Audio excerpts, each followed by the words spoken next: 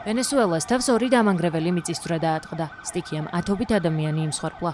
7.2 მეათედი და 7.5 მეათედი მაგნიტუდის სიმძლავრის მიწისძვრებმა მთელი რეგიონი შეძრა და იგი ისეთ შორეულ ადგილებშიც კი იგრძნობოდა, როგორიც ვენესუელის დედაქალაქ კარაკასიდან 1700 კილომეტრით დაშორებული ბრაზილიის ამაზონის რეგიონია. ვენესუელის სხვადასხვა ნაწილში, მათ შორის დედაქალაქში დანგრეულია შენობები, დაზიანებულია ელექტროგადამცემი ხაზები, შეჩერებულია კარაკასის აეროპორტის მუშაობა და სარკინიგზო მიმოსვლა.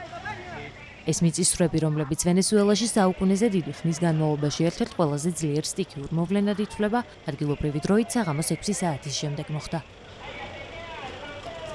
ქვეყნის პრეზიდენტის მოვალეობის შემსრულებელმა დელსი როდრიგესმა საგანგებო მდგომარეობა გამოაცხადა და თქვა, რომ ქვეყნის ხელისუფლებას ამჟამად 164 დაღუპულისა და დაახლოებით 971 დაშავებულის შესახებ აქვს ინფორმაცია.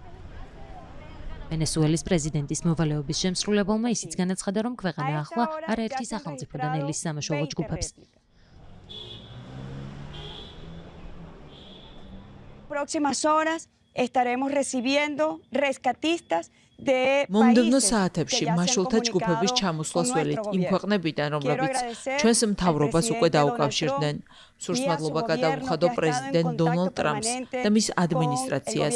ისინი მუდმივ კავშირზე არიან ვენესუელის მთავრობასთან, ჩვენს ყველა უწყებასთან და მხარდაჭერასა და სოლიდარობას გამოხატავენ.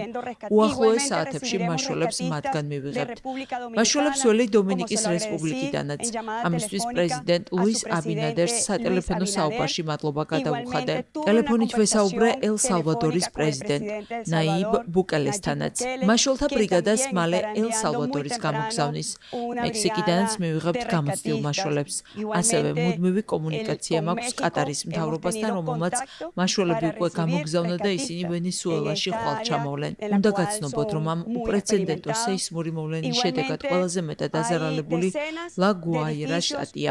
აქ ათობით შენობა ჩამოინგრა და ამჟამად რთული სამუშაო ოპერაციები მიმდინარეობს, რათა რაც შეიძლება მეტი სიცოცხლე გადავარჩინოთ. მინდა ვთქვა, რომ ეს ნამდვილი ტრაგედიაა.